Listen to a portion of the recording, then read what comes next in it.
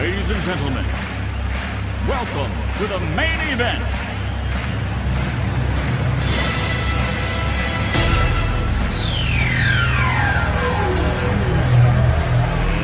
Let's get ready to rumble!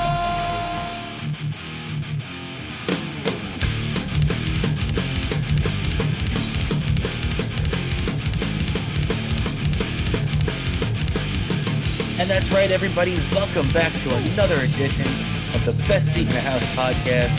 I'm your host, Rob Cramer, alongside, as always, my co-host, Daniel Bobo Kurlan. Daniel, how you doing today, buddy? Doing great. I'm pumped up for game one of round two later tonight. I'm ready. My dog, Mr. Malunigan's ready. So is my mom and every Rangers fan I know. Absolutely, man. We got a lot going on today. Just as you mentioned, the New York Rangers start their second round playoff series tonight against the Carolina Hurricanes down in Carolina, down in Raleigh over there, at their nice stadium over there. We're going to try and make it a little less nice tonight as the Ranger fans are going down there, whether they like it or not. You know, Yep. Before we get into anything, Dan, what do you think about that crazy stipulation that they added to the ticket buying process down in Carolina?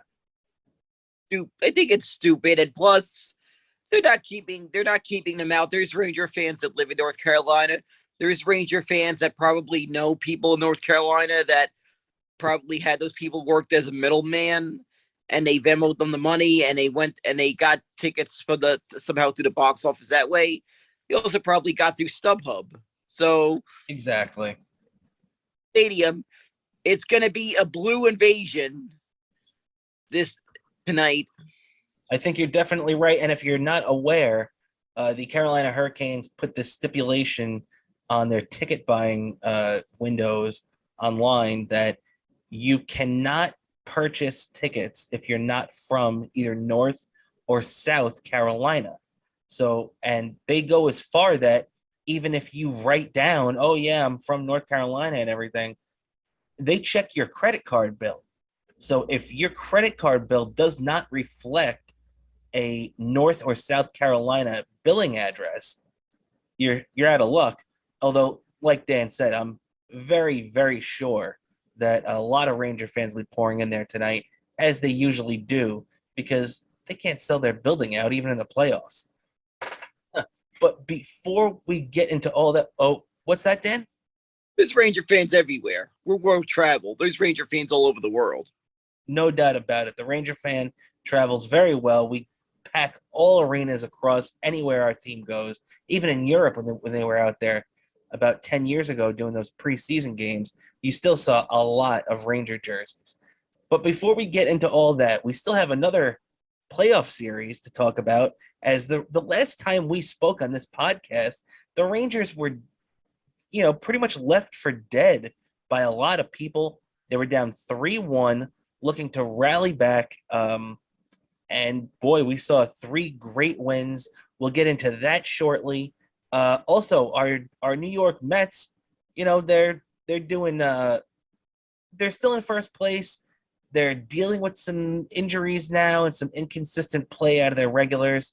But I think we both have confidence that our Mets will steady the ship, and that Buck Showalter is gonna figure out how to get these guys back on the right track, right, Dan? Yeah, exactly. I think it's just a blip in the radar. Hopefully, Tyler McGill, of course, who gets injured. From what I gather, and maybe 1 or 2 starts he has to miss because he'll have to do a rehab start or 2. But he should be go around the next start, hopefully. I agree. And Tyler McGill was placed on the DL about a couple of days ago. What's that, Dan? Yeah, it's nothing much. Just a small little thing that he has to miss 1 start. Also, from what I gather, it looks like Jacob deGrom, we got good news. He's on track to begin his next phase of return. So hopefully we'll have deGrom back in time for that second half push. I have good faith we'll hopefully be scoring lots of runs in Colorado. And hopefully, for the sake of, I know from what I hear, there's some Met fans that are making a trip to Colorado. I understand the 7 Line Army which are a great group of people. You definitely got to at least do one game with them in your lifetime if you're a Mets fan. You got to do one of their away outings and one of their Citi Field outings. They do a great job with their outings. Their outing, I hear on Saturday, it might snow on Saturday, and that would suck if that happened with the 7 line. Because it's always great when they show up on the road.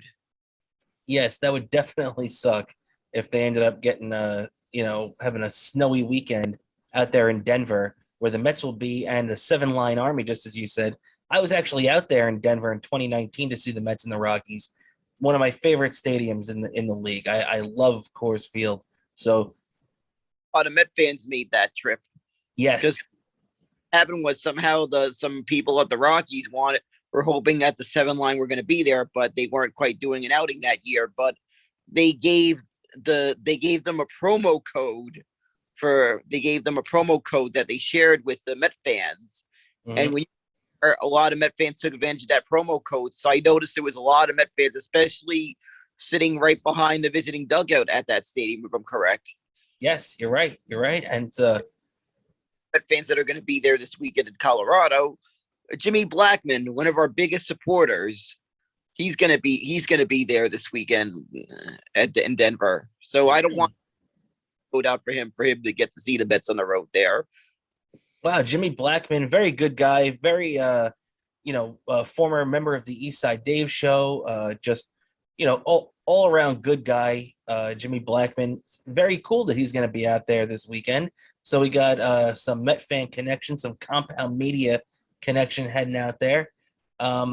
Very cool, very cool. So like I said, we got a lot to get into today. And not to mention too, let's just put this out there real quick.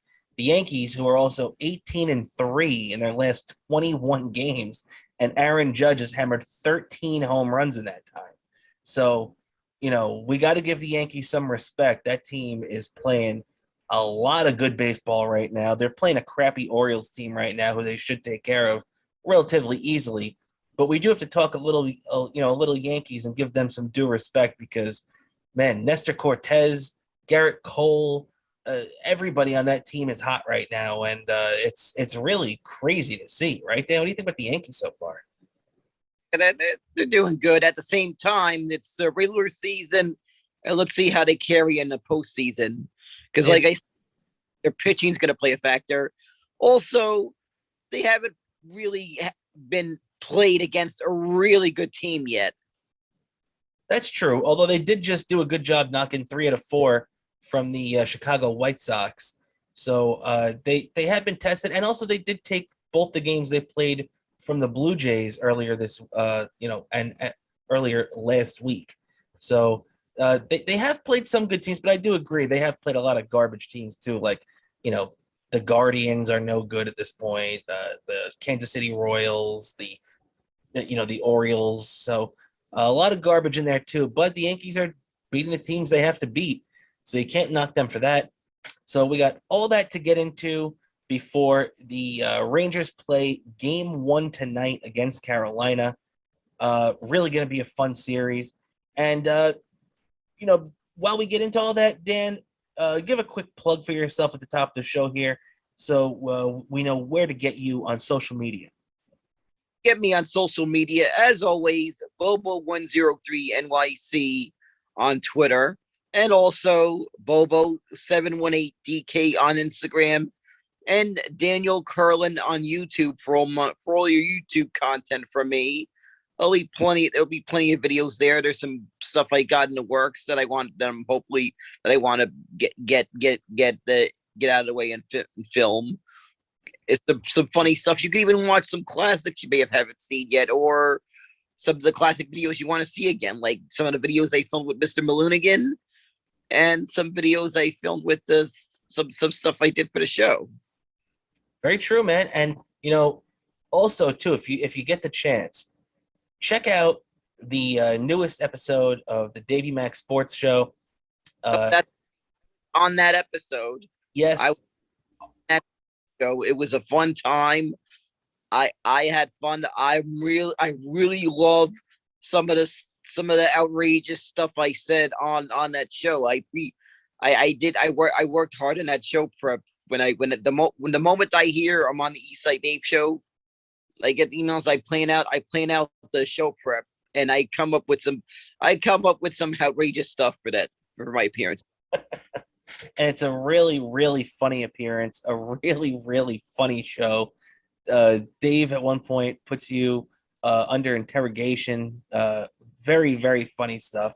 So if you're a fan of this show, if you're a fan of Eastside Dave, do yourself a favor and check that out because a lot of funny content coming out of Davey Mack. Definitely, it's not only during my appearances, but the show in general was just a hilarious good time. It was a hilarious time.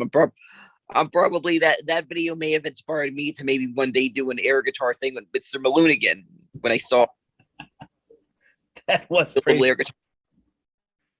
That definitely was pretty funny. The using the dog air guitar, and also Yeah, so I got to ask you because I thought that can you hear me? The sound went off. yeah, you broke up for a second, but what did you say? I said yeah, and it was also great to see Eastside Dave's dog because I've seen like sort of he had a dog, but it's always great. I have everybody knows I have a soft spot for pets. Yes, exactly. Everybody loves a dog or a cat or anything like that. And actually, you've met my dog too. My dog Murphy, my Irish setter. So very, very cool. Sure, you'll be enjoying the game with Murphy, and I'm sure he's got some sort of Rangers gear on himself. Absolutely, and he's got a special place on the couch right next to me when we watch the game. I'm sure you even got a Christmas tree ornament with your dog's paw print. I've had that in the past, not for Murphy yet, but I've definitely had that. Perfect, because I definitely I got the late Rosie Shea who I miss. I got a paw print. I got her paw print ornament during Christmas time, and of course Balutigan's paw print.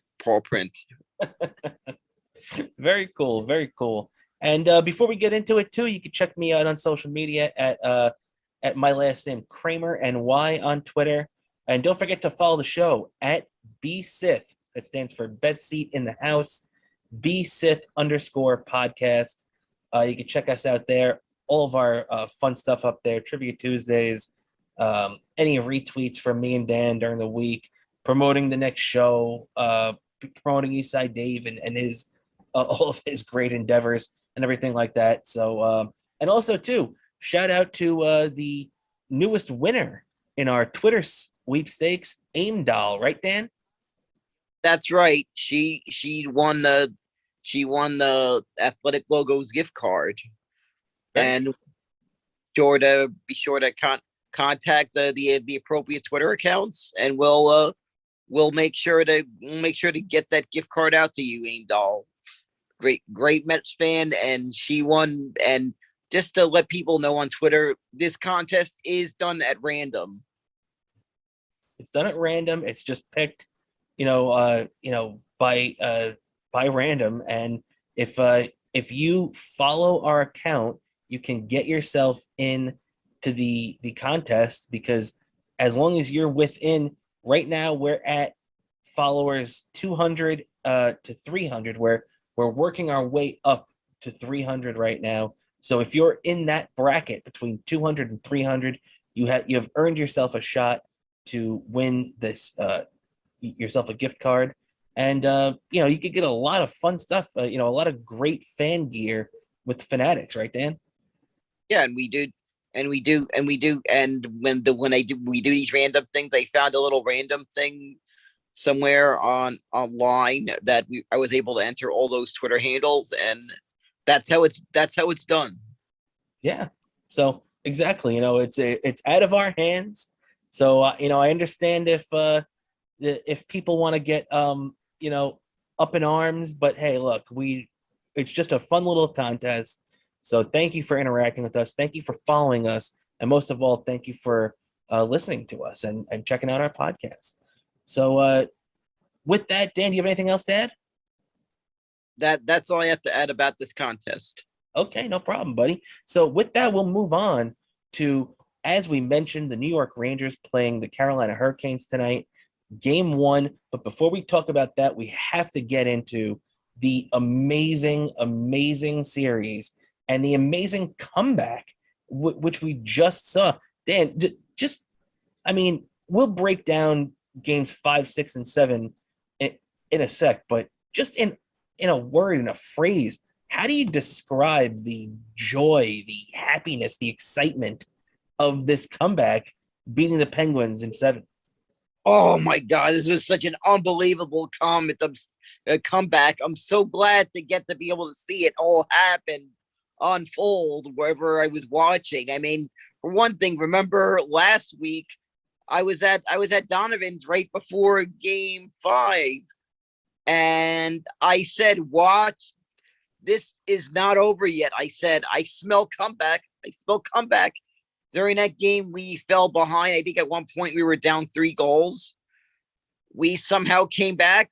I said somewhere during one of the intermissions, "Hey, we got to come back in us. No panic. We did it. We Yeah, won." man. The people went nuts. It was high fives all around. I I got I went headed back home, happy about getting to see that watching that victory. Of course, as always, the burger was great. I mean, Donovan's does a great burger. You definitely got to come by one of these series. I We Jimmy definitely have to check out Donovan's. have us there. It's actually a couple of stops, subway stops away from City Field on the 7 train. It's also one LIRR stop away from Madison Square Garden, by the way. Woodside's one LIRR stop from Penn Station. So it's also great for before Ranger games also. So it's a great place. And they got Jimmy, the co-owner of Donovan's.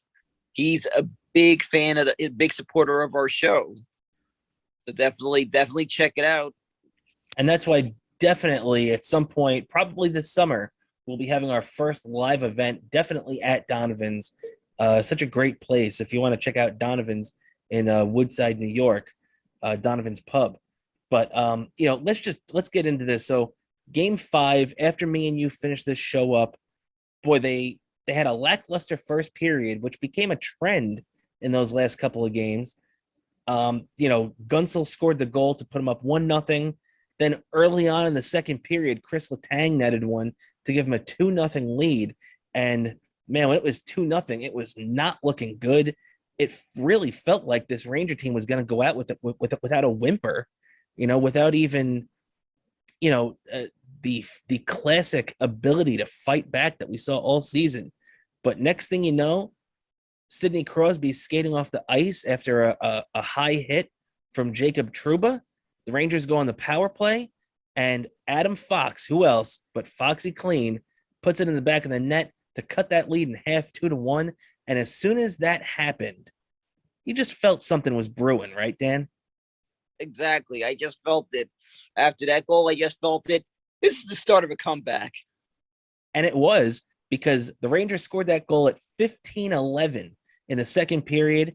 And by the time 17:53 would click off, only about 2.5 minutes later, the Rangers would come all the way back from being down 2-0 to being up 3-2. After that Fox goal made it 2-1, you'd have Alexis Lafreniere tie the game up at 2 and really just throw himself into that boards. What a great goal and great feeling, and just the perfect person to score that goal, right, Dan? Exactly. I knew this guy was going to be big time the moment we got him. The moment I saw the news when I'm watching that NHL draft lottery, the moment that ping pong ball had that logo, that Rangers shield, I said, "This is going to be big." I saw that. I agree, man. I think a lot of Ranger fans felt that too. Lafreniere was the clear number 1 choice that year in 2020 when the Rangers got him. So really cool to see him score that goal in his first playoff series in an elimination game. And so it's 2-2. And then about a minute later, Jacob Trouba crossing in front of the net, it really crossing through the slot. And he took a backhanded shot that even he said after the game, he was just trying to put the puck on net. He did not think that this puck was going to go in. And lo and behold, it goes in, makes it 3-2. Really, really stunning couple of minutes there where the Rangers really came back to life. But unfortunately, a bad play from Igor would allow Gunsel to get the puck, to tie the game back up 3-3. But before you knew it, you had Philip Hedl out there in only 2.5 minutes into the third period, putting the Rangers up 4-3. That was also on the power play. And then Ryan Lindgren, who else? What a gamer, what a gritty player Ryan Lindgren is, to put the empty netter in to make it 5-3 Rangers for a big victory at Madison Square Garden to make the series 3-2. And when Lindgren puts that puck in, Dan, it just felt like a giant weight was lifted off our backs, right? Yep, it just felt that. I just said, and then after that, when I said, we're not out of this yet. Yeah. On to Pittsburgh to force a game to game 7. Exactly. And Pittsburgh had been, a little nightmarish for us before that. Exactly. So I remember that. Fast forward to that game, to game 6. I'm in my living room watching game 6, and we all know what happened there. Exactly. And I was actually at Citi Field on this Friday night for the Mets Mariners game that Scherzer started. Me and my girlfriend went, and I was watching the Met game live, but I had the Ranger game on my phone because obviously when I bought the tickets months ago, whatever, I did not expect the Rangers to be in a pivotal game 6. So Yep. It was a very interesting experience, and there were a lot of Ranger fans there, man. Were you listening to the audio on the NHL app, or since you're in the New York area like me, were using the MSG Go app to watch it? I was using the MSG Go app, and Yep. I was able to watch the game. I had a guy behind me was checking out everything too, and whenever the Rangers would score, in between innings, the Mets would show the highlight of them scoring and play the Rangers goal song. So yeah, it was a very, very cool experience. But once again, it did not start off well. Jeff Carter nets one right off the bat in the first period to make it 1-0. And then only a minute and a half after that, Rust comes along, make it 2-0. So you're thinking to yourself going to the second period, holy crap, we got to dig ourselves out of a 2-0 hole again. And they have not been able to do that in Pittsburgh up to this point. Well, that all changed when, everybody remembers Big Game James Shields, the old pitcher for the Tampa Bay Rays. Not anymore. We're talking Big Game Mika, because Mika Zibanejad, a guy who a lot of fans, I was more of a Kreider guy for captain, but a lot of fans have been saying that Mika Zibanejad is the captain in waiting for this team. And boy, did Mika really give himself a shot in the ass with the game that he played in game 6 and 7. Just incredible. He nets the goal to make it 2-1, a great slap shot that beat Louis Domingue. Next thing you know, he comes in with a power play goal, and the Rangers tie the game up. That was in the span of a minute and 20 seconds. Mika Zibanejad put those 2 goals in, immediately erasing a 2-goal deficit by himself. Now, Mika had been he'd played good defense. He'd killed penalties well. He'd had a couple of assists. But from a goal scoring perspective, Mika did not have a good first 5 games. Now, what are you thinking, Dan, when the Rangers come back? They erase this 2-goal deficit. Mika Zibanejad puts both of them in himself. I mean, you've got to have all the confidence in the world in Mika after that, right? Believe me, I was chanting his name when we scored those goals. I probably went nuts. Malunigan sitting on my lap. You can hear Malunigan like barking, like looking at me like, why all the loud noise? Yeah, man, and it was crazy. And then right after that too, um, in the second period, you had that great. Now, one thing you can never take anything away from Henrik Lundqvist.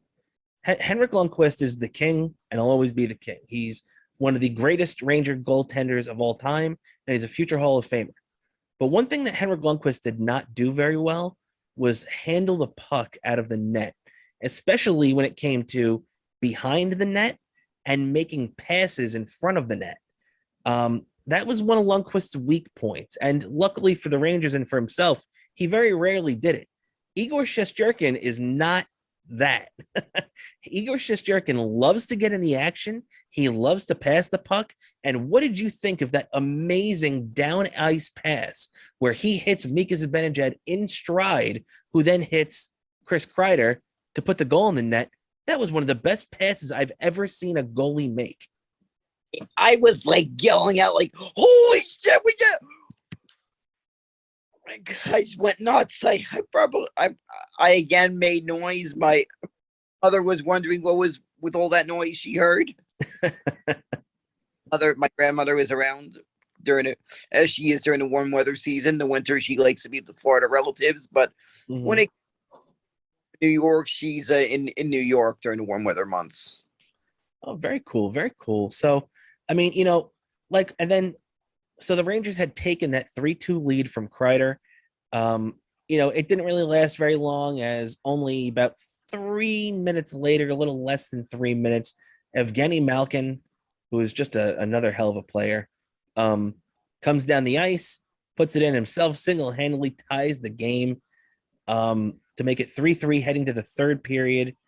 That was a little scary. I'll tell you that much, because when the Rangers grabbed that 3-2 lead, I remember thinking to myself, oh, okay, they're not giving this one up. You know, they fought all the way back again. They're definitely not going to give this one up. And sure enough, they did, as we've seen the Rangers spring a few leaks defensively at times this year. But, you know, Malkin tied it up, but that did not break the Rangers. The game would remain 3-3 after 18 minutes, 32 seconds. That means a minute 28 left in the game. Chris Kreider just took what seemed to be a somewhat innocent shot that was not, it was up high and it was not handled well by Louis Domingue. It gets past him, it goes over his head and crossed the line. Rangers take that 4-3 lead with a minute 28 remaining. It would remain that way until Andrew Kopp would score the empty netter to make it 5-3 Rangers. So games 5 and 6 have the same score. 5-3 Rangers win both games. Now we're going to game 7. And Dan, I mean, I know I was doing a dance. I know you were doing a dance. All Ranger fans across New York were losing their collective minds. As we're getting set for game 7, was there any doubts in your head? Did you think, you know, we've pushed it far enough, we can't manage to go down again, we have to get this game? Or were you just happy to be there? Well, a little bit of both, but I just had a feeling there's no way we're going to lose this one. No way we're going to lose this one.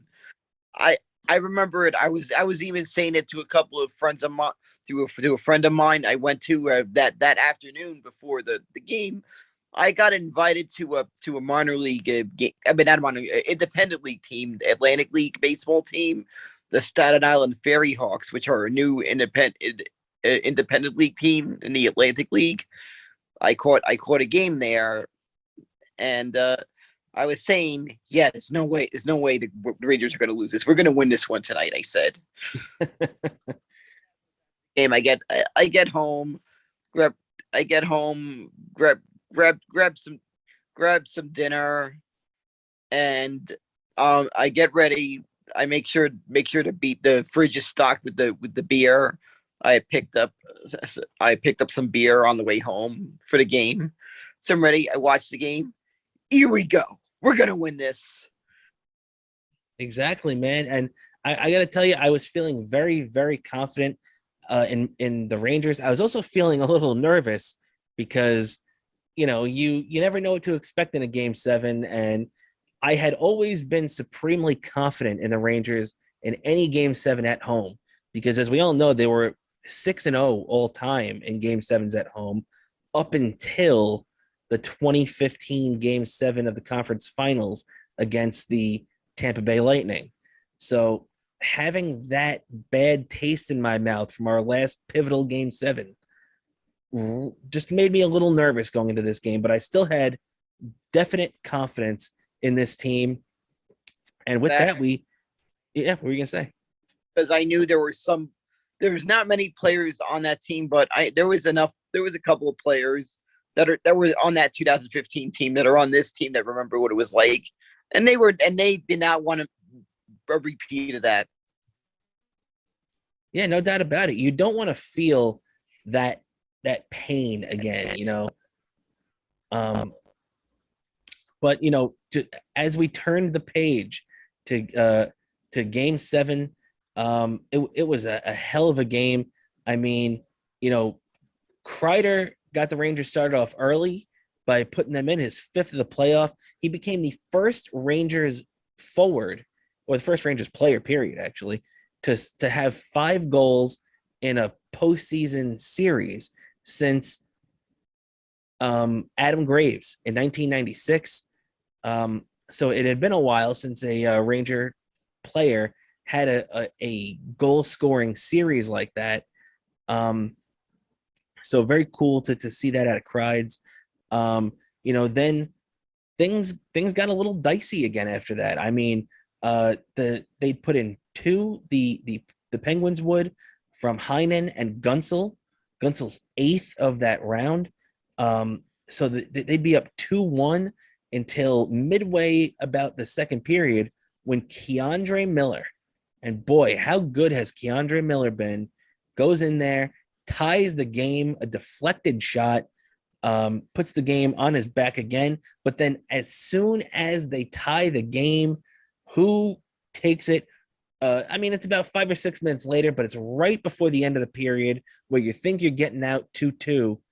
And Evan Rodriguez comes out of nowhere, puts the puck in, just an absolute howitzer of a shot, shorthanded goal, just barely by a second. It was a shorthanded goal on the backhand.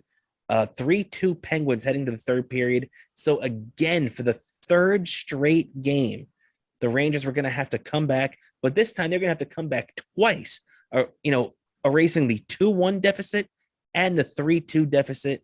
And they would do just that as they waited a long while in that third period, almost 15 minutes. There's just under 5 minutes left in the third period when Mika Zibanejad struck, and big game Mika came up once again, his third goal in the last 2 games. It was a wrist shot that just tied it. Perfect placement against Tristan Jarry, by the way, who we mentioned. Louis Domingue played the first, Casey DeSmith played the first game up until he got hurt and he had some kind of muscle core surgery. Then Louis Domingue played overtime until game 6, from overtime in game 1 until the end of game 6. Now, Tristan Jarry, who had broken his foot supposedly about a month before on April 14th against the Islanders, comes back now in game 7 for his first in-game action. And now he's in a 3-2 game in the third period. Boom, he gives this up to Mika. And next thing you know, we're heading to overtime for the first time since game 1.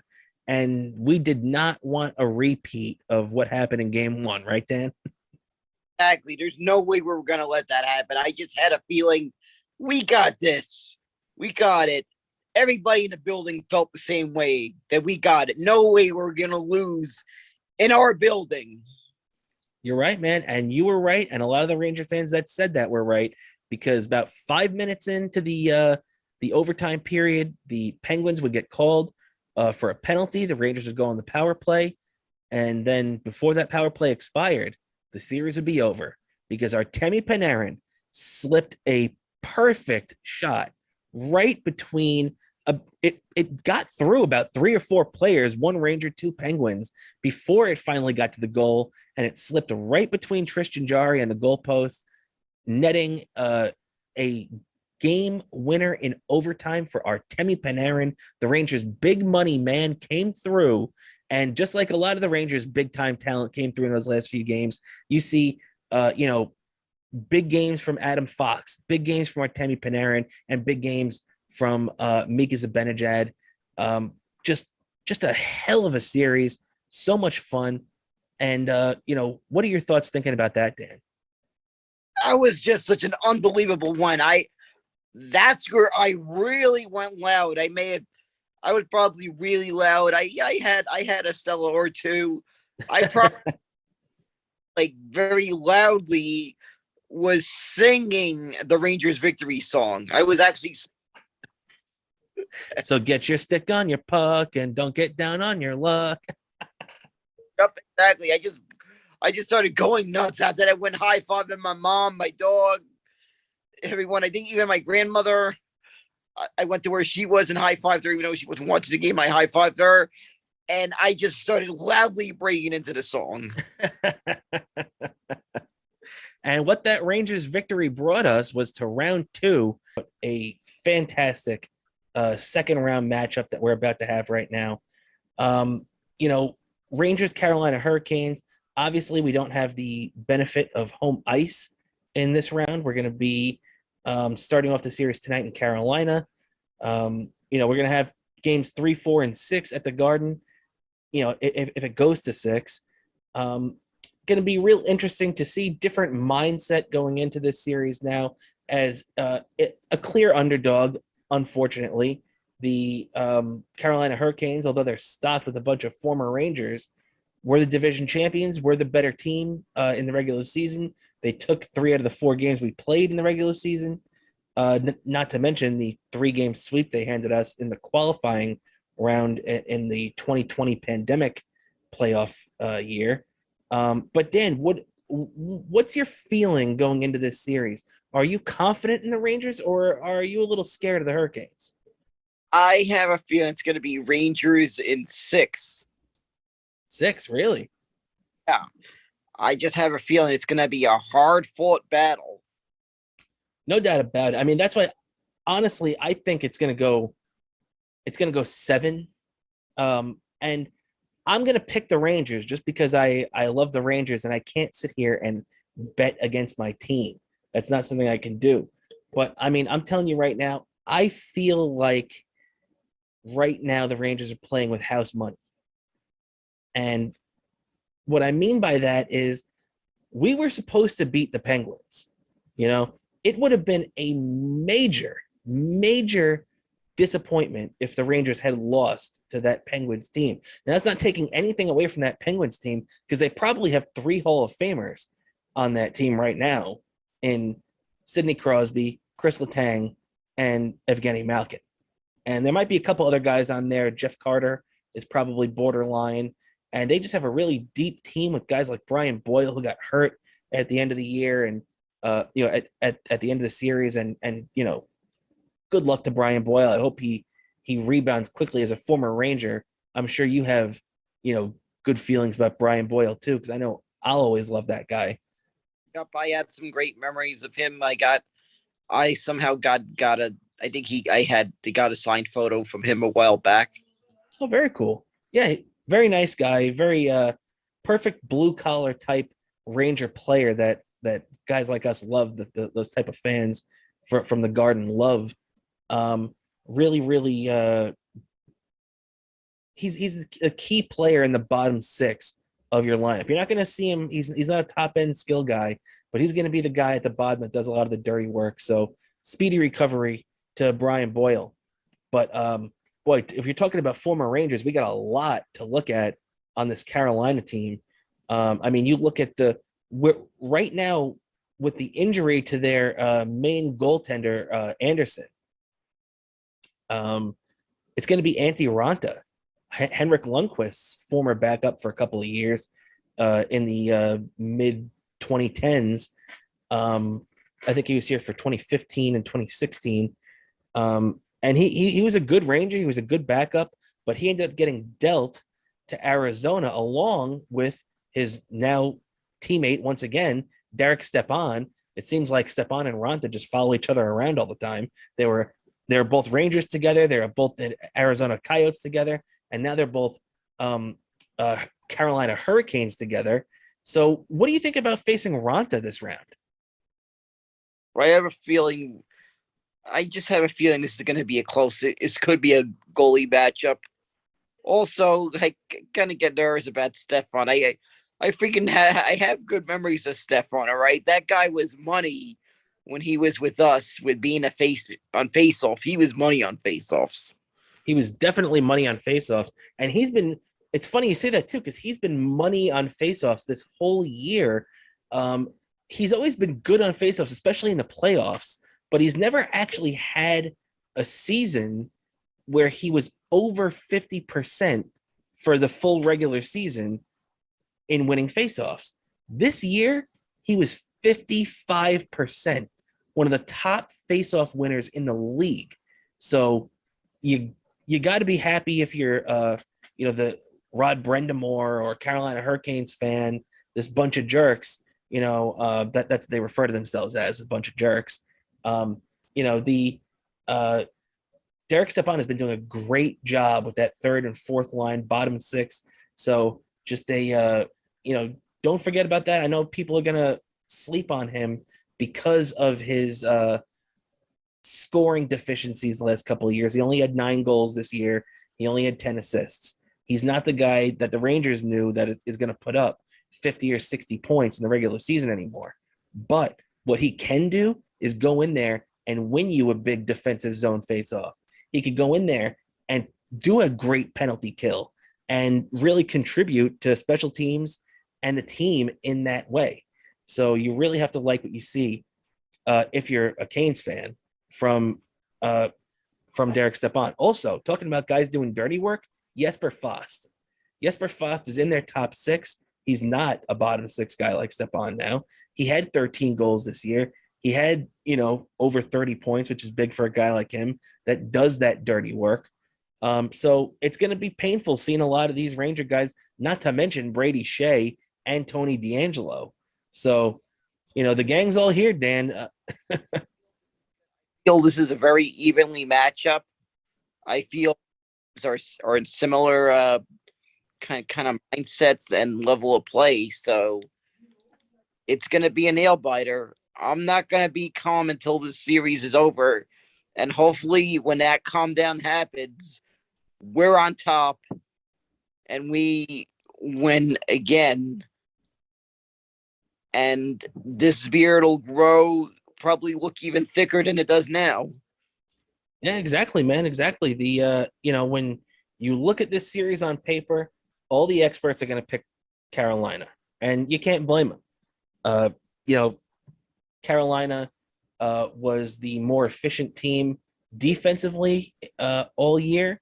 They were on par with the Rangers offensively, although the Rangers had one of the better offensive units, especially power play in the league. And power play is probably one of the areas where the Rangers are going to have to excel at, because Carolina has a good power play, but not as good as the Rangers. Just winning those faceoffs, we saw Mika Zibanejad. One thing I forgot to mention about Mika too.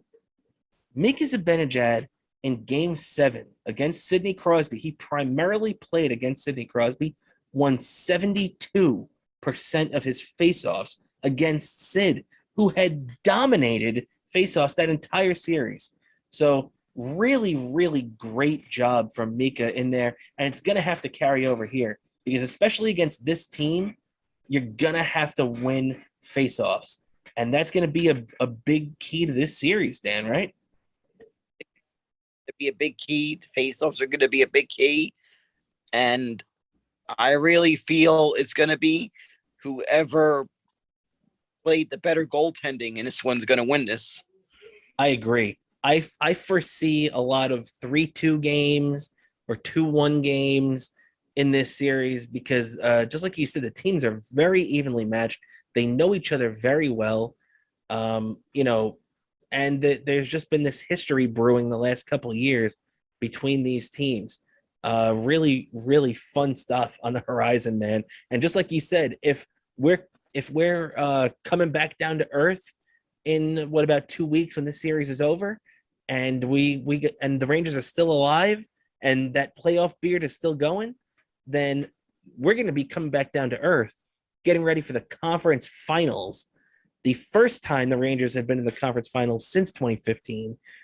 So this is a big series with a lot of big, big time ramifications that are going to come from it, because this is going to determine, in large part, who's going to the Stanley Cup. And if the Rangers can knock off one of these division winners, because that's what, right now the Rangers are an underdog and don't have home ice because they were not a division winner, which is the same situation that the two-time defending Stanley Cup champion Tampa Bay Lightning find themselves in right now, as they took a game one against those division champion Florida Panthers 4-1. So, we gave our predictions for the Rangers, right, Dan? So I'm sticking with Rangers in 7, and you think Rangers in 6? Yep. Okay. Now, on the other side, if we're looking at the other two teams that are still alive in the East, who are you picking in that series that is just going to be a great series, no doubt about it, between the Florida Panthers and the Tampa Bay Lightning? I think that one's going to be Lightning in 7. Lightning in 7? I mean, that definitely makes a lot of sense. The Lightning have been taken to the limit. I mean, they just went to the limit in the first round. So, and also they've been taking the limit the last couple of years with the Islanders. The Islanders took them to 6 games 2 years ago. The Islanders took them to 7 games last year. So this is a team that is very experienced going deep in series. They're very comfortable going deep in series, but I'm going to throw a curveball here. I really like the Tampa Bay Lightning, and how could you not? They've won 2 straight Stanley Cups, and they're definitely a big time pick. I'm sure they're a trending pick in Vegas right now, but I think they're missing something. They've lost a lot of players the last couple of years, not just Barclay Goodrow. They've added a couple of other pieces like Hagel from the Chicago Blackhawks, who really had a great first round for them and one of his first tastes of postseason hockey. But I really just think that with the experience, and even though they still have a lot of their top line guys like Point and Stamkos and all those guys, and they still have their killer behind the net, I really think that Florida is going to surprise people, and I'm going to say Panthers in 7. What do you think about that, Dan? Does that surprise you? That doesn't surprise me. I think it could have gone either way with that. I feel those two were evenly matched teams. Yeah, I really agree. It's picking 2 great teams. Obviously the 2-time defending Stanley Cup champion, Tampa Bay Lightning, and the Florida Panthers, who had just a ridiculous season. They won the President's Trophy this year, which I did not think they were going to be able to do against the Colorado Avalanche, who were just seemingly running away with it at one point. And even though the Panthers were having a great year, I did not think they were going to be able to catch them. Guess what? They did. And, the rest is history. Now we're come to the end here. We're getting to the end of the show now. I do want to touch on a little bit of baseball before we get out of here. Really great hockey discussion so far. We really had to sink our teeth into this Rangers playoff run. So forgive us if you're a baseball fan, but we're going to dip our toe in to this baseball talk right now. Dan, let's start off with the Yankees, because obviously me and you can talk about the Mets forever. But with the Yankees right now, I mean, they're playing Baltimore. They won yesterday 5-4.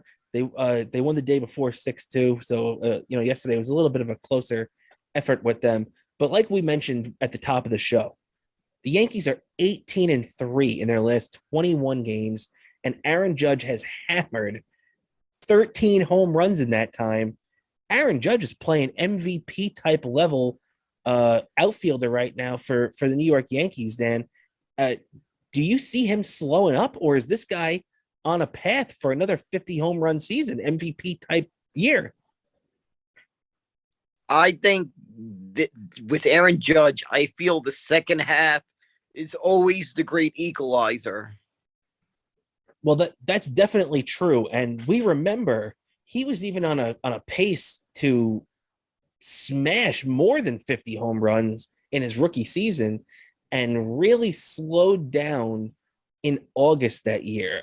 He might have only hit one home run in August, and then really finished strong with. I mean, he hit double-digit home runs in August in September of 2017 when he won Rookie of the Year and slugged the former record 52 home runs until some guy named Pete Alonso came around and smashed 53 home runs and broke that record 2 years later. Is he still around, Dan, that guy Pete Alonso? I think he's still playing, right? Around and still going strong. Still creating the walk-off inventor of the walk-off shirt off. You got that right. Ripping people's shirt off left and right. And that I'm shocked. The one time I saw Pete, I seen him himself when he's at a walk-off RBI. Someone that has ripped the shirt off. I think if next time Pete Alonso gets a walk-off RBI, I think he needs to go Hulk Hogan and rip the shirt off himself, his own shirt off. That's a great idea. He should pre-cut the shirt, just like Hogan used to, and rip it off. I would love to see that. That would be hilarious if Pete did that at any point. He's big enough. He's like the Hulk anyway already. You might as well just rip that thing off. But just to touch on the Yankees again, still, I mean, they're 27-9, just absolutely ridiculous. Tyone is pitching great for them right now. Luis Severino has come back, and I mean, when you look at these guys, it's like, it's really just crazy to see how well the Yankees have performed. I mean, Jameson Taillon right now is 4-1 with a 3.28 ERA. He's not really striking guys out, which we're not used to in this day and age, where everybody strikes everybody out. But he's getting the job done. Same thing with Luis Severino. I mean, Severino is coming back off Tommy John, which a lot of people were worried about him. But so far, 3-0 with a 3.63 ERA in his 7 starts, averaging more than a strikeout per inning. And that's not even talking about the guys who have pitched the best, like Garrett Cole and Nestor Cortez. And not to mention that Aroldis Chapman still hasn't blown a save for them right now.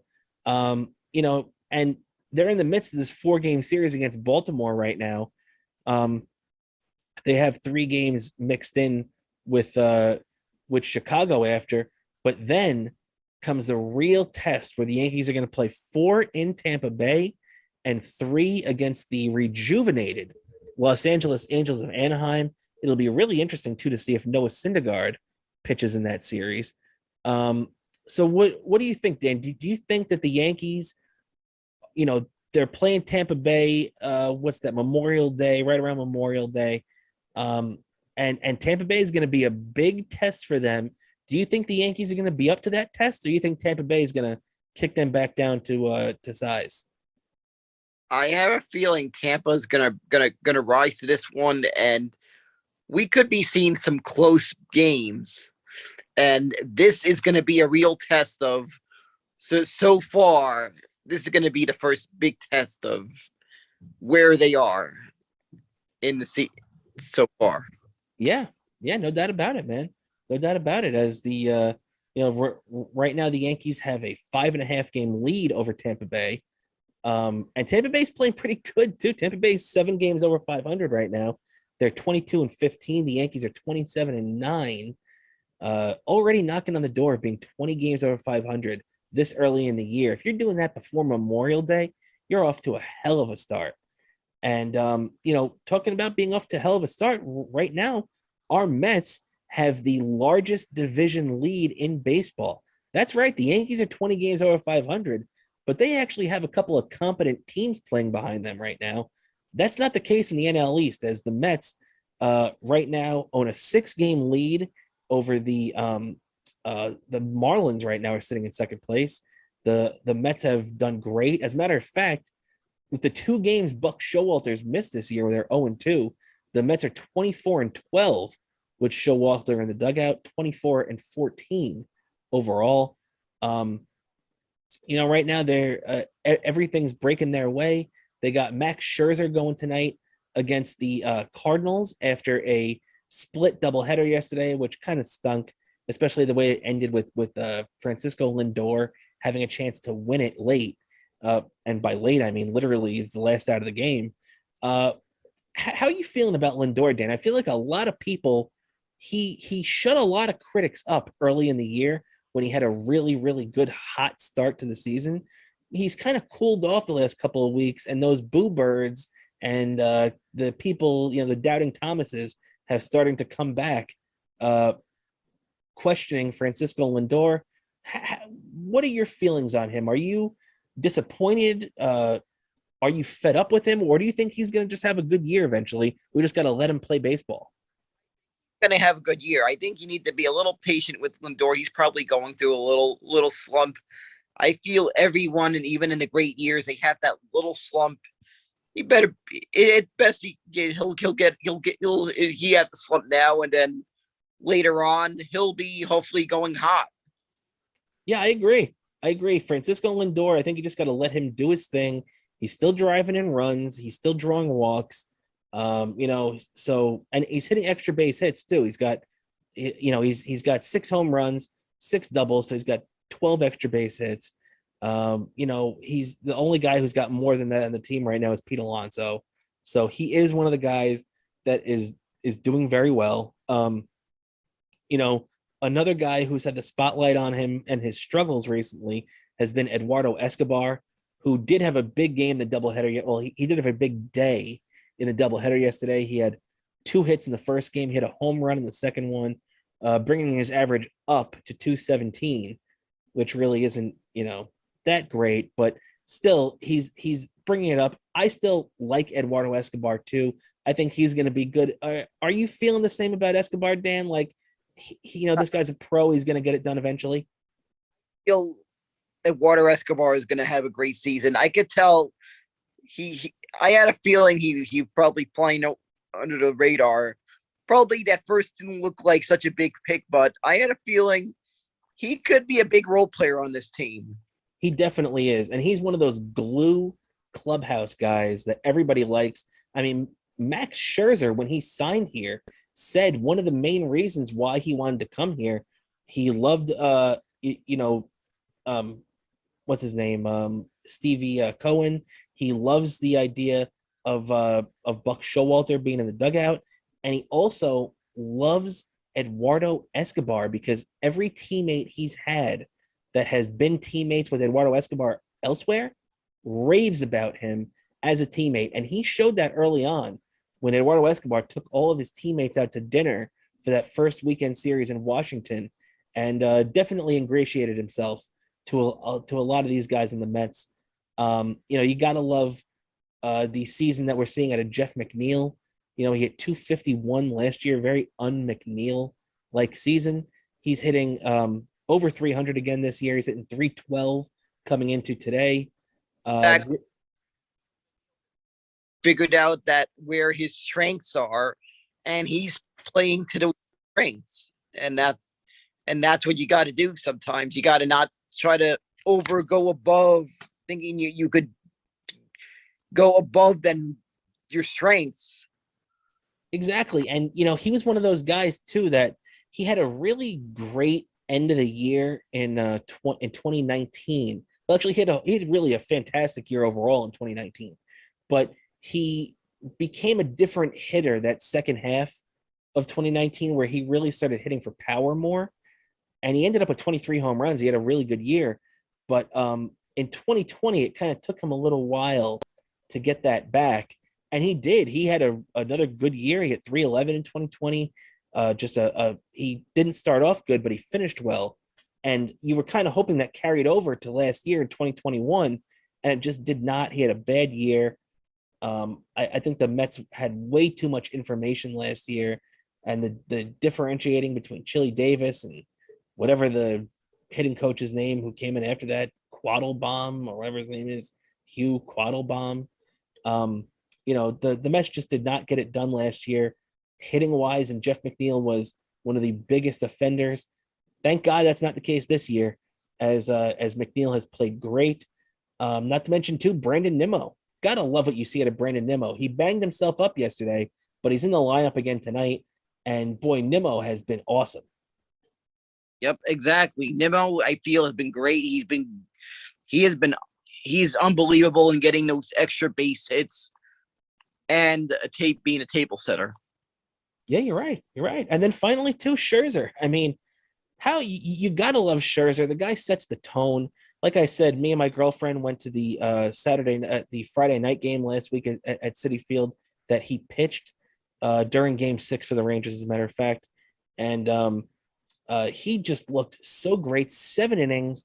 He does it effortlessly, almost at times. He makes it appear effortlessly, and he is a slam dunk Hall of Famer, no doubt about it.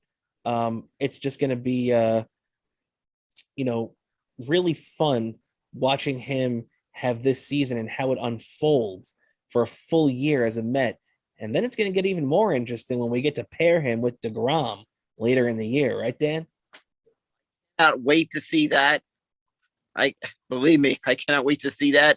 And once DeGrom comes back, we're gonna do a live exorcism on my DeGrom shirt. I wore this shirt. For one thing, I wore it at a game DeGrom was supposed to pitch. It got rained out. The next game I wore it. I was wearing it. It wasn't a date on a date that DeGrom was pitching. It wasn't the game I was at the game, but DeGrom had to leave early and he was pitching masterful. And then the next day, the next game, it was a game I was at that I finally got to see DeGrom pitch in 2021 in person. He ended up getting taken out after 2 innings, if I remember correctly. Oh boy, yeah, we definitely got to get some good mojo in that jersey, no doubt about it. Exactly, get some good mojo. Hopefully, get the back karma out of that jersey. Get some good karma into this. Actually, it's a shirt, not a jersey. It's a shirt, but we got to get some good karma into this shirt. No doubt about it, man. And real quick because we're about to wrap up right now. Real quick, got to tip your cap to Chris Bassitt and Edwin Diaz, two guys who have just been awesome so far this year, right? Diaz, I had a feeling was going to bounce back. I don't know why. I just had some gut feeling. He was going to have a monster year, and so far it's looking to that. And Chris Bassitt, I heard good things from some people I knew from the Bay Area were telling me that, oh, you guys got a great pitcher, and he's living up to that expectation. No doubt about it. The Mets definitely did a good job of rating the coffers of the Oakland Athletics, because we came away with Mark Canha, Starlin Marte, and Chris Bassitt. So 3 great pickups, 3 really great moves by Billy Epler and the Mets front office. So, hey, you just got to tip your cap to them. And now the Mets play tonight. You got Scherzer going against the Cardinals. They play the day game on Getaway Day tomorrow, Thursday, which is the day you'll be seeing this.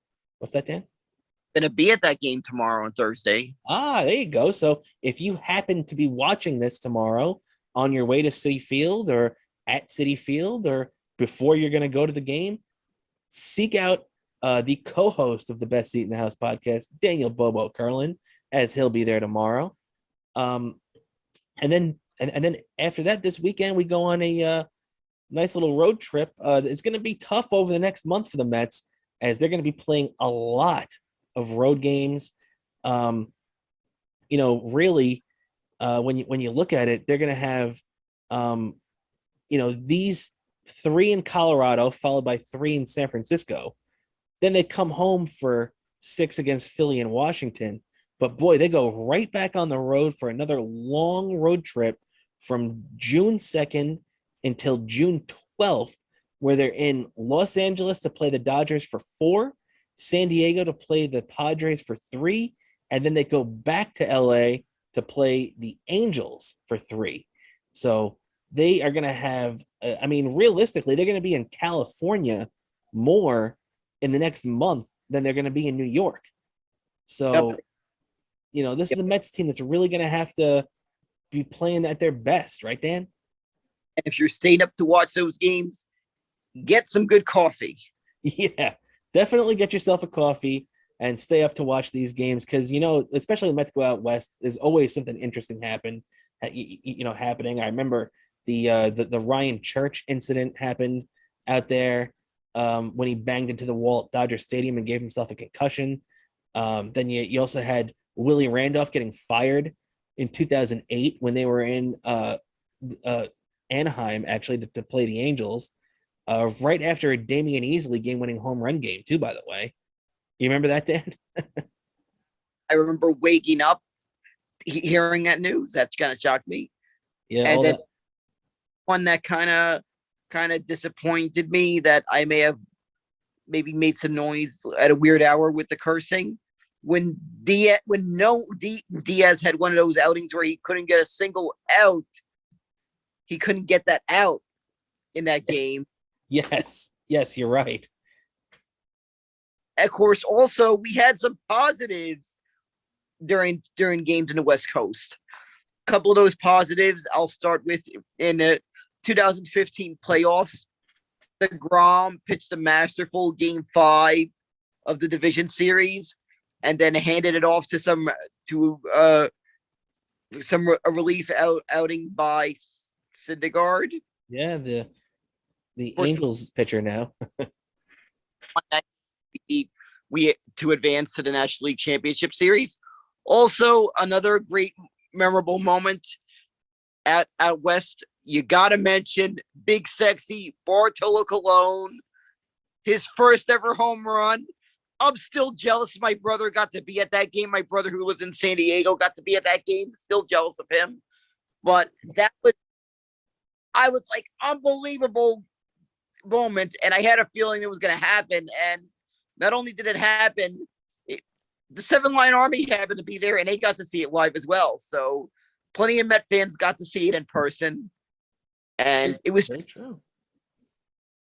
Very true, too. And as a matter of fact, I actually saw Johan Santana's last win as a Met at Dodger Stadium in 2012 at the end of June, a few weeks after he threw his no-hitter. I was there. He threw 8 shutout innings and beat the Dodgers 5-0 that day. And then, he came back a couple weeks later with the severe arm problems. I remember him getting knocked out early in the start at Citi Field against the Chicago Cubs when they came back east. So, yeah, definitely always good things can happen when you follow the Mets, especially on the West Coast. Always interesting things, some good, some bad. But we'll have some good this year. Exactly. See, that's the positive attitude I like. The trip out to the West Coast stadiums. I haven't done any of the West Coast stadiums yet, so I definitely got to take care of that one of these days. Oh, definitely got to catch that. And I think that's pretty much us. That's pretty much it for us now, Dan. We're coming to the end here. I want to thank everybody for watching the show this week again. Thanks to all our new Twitter followers. Thanks to all our subscribers and everything like that. Do us a favor and click subscribe if you haven't yet, and give us. We're trying to get to 100. We're almost there. We're on the road to that. We're on the road to 300 followers right now on Twitter. Check us out on Instagram too at Best Seat in the House Podcast. Check us out there as we're rolling up there as well. And that's pretty much it, Dan. I think the only thing left to say is let's go Rangers, right? Let's go Rangers! Let's go Rangers! Let's go Rangers! Let's go Rangers! There we go. We got a big game 1 tonight. We hope the Rangers are in the series lead the next time we come on. It's going to be a lot of fun watching these two teams go at it. So I hope you enjoy the series. And me and Dan will be back to opine on it a week from today. So thank you for joining us once again. I'm Rob Cramer, along with my co-host Daniel Bobo Kurlan. You can check us out on all of our social medias, as we mentioned earlier today, and I'll put at the bottom. Thanks again for tuning in. Have a great week, and we'll catch you next time on Best Seat in the House podcast.